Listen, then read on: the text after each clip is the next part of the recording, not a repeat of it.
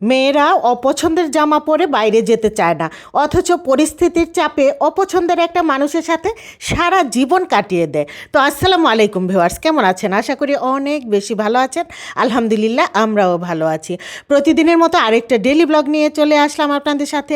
আজকে হলো দুপুর থেকে রান্নাবান্না শুরু করেছি, কিন্তু দুপুর থেকে রান্নাবান্না শুরু করলে কি হবে, দুপুরের রান্নাবান্নার মাঝখানে সকালের রান্নাবান্নার আয়োজন শুরু হয়ে যায়।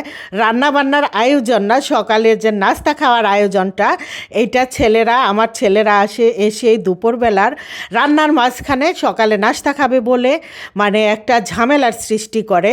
যাই হোক, সকালবেলা এইখানে আমি দেখি যে আমার পেঁয়াজ বাটা নাই।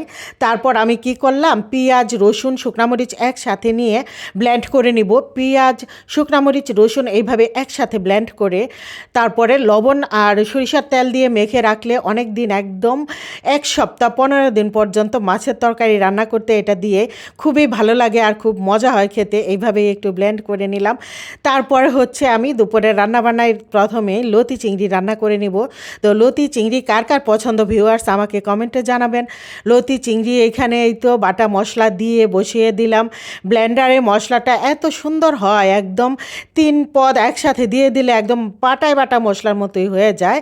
এইখানে দিয়ে দিলাম হচ্ছে পেঁয়াজ বাটা, মরিচ বাটা, শুকনো মরিচ বাটা আর একটু রসুন বাটা। রসুনটা অল্পই ছিল, মরিচ আর পেঁয়াজটা বেশি পরিমাণে ছিল।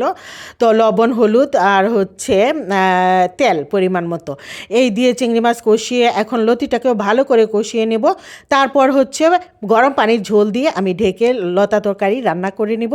তো লতি চিংড়ি মাছ দিয়ে খুবই মজা হয়। আর এখানে হচ্ছে রুই মাছ ভেজে নিচ্ছি। রুই মাছ দিয়ে আজকে আমি রান্না করব কচুরমুখির ঝোল। কচুরমুখির ঝোল খেতে রুই মাছ দিয়ে, কই মাছ দিয়ে আমি ইদানিং ঘন ঘন রান্না করতেছি। এটা দেখা যায় খুবই ভালো লাগে খেতে। এই তো লতি তরকারিটা আমার হয়ে গেছে, কাঁচামরিচ দিয়ে ঢেকে রেখেছিলাম। এখন একটু ভিজা ভিজা অবস্থায় আমি নামিয়ে নিব। খুবই মজার ছিল তরকারিটা। আর হচ্ছে কচুরমুখির তরকারি রান্নার জন্য মাছটা ভেজে উঠিয়ে রেখে আমি মশলাটা সুন্দর করে এখানে কষিয়ে নিলাম। ওই যে বেটে রেখেছিলাম 3 পদের মশলা ব্লেন্ড করে রেখেছিলাম, এই মশলাটা দিয়ে দিলাম। আর একটু সামান্য হলুদ গুঁড়া, লবণ, তেল পরিমাণ মতো সব কিছু দিয়ে কচুরমুখিকে আমি সুন্দরভাবে কষিয়ে নেব। অনেকক্ষণ ধরে কষিয়ে তারপর গরম পানির ঝোল দিয়ে দিব।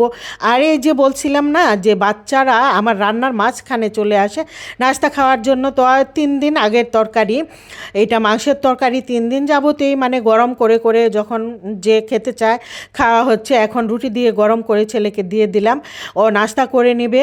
তো মানে জালে জালে দেখা যায় তরকারিটা খুবই মজা হয়। মাংসের তরকারিটা আমি আর আজকে উঠিয়ে রাখি নাই ফ্রিজে, এই 3 দিন যাবতেই পাতিলে জাল করতেছিলাম, জালে জালে বেশি মজা হয়েছে।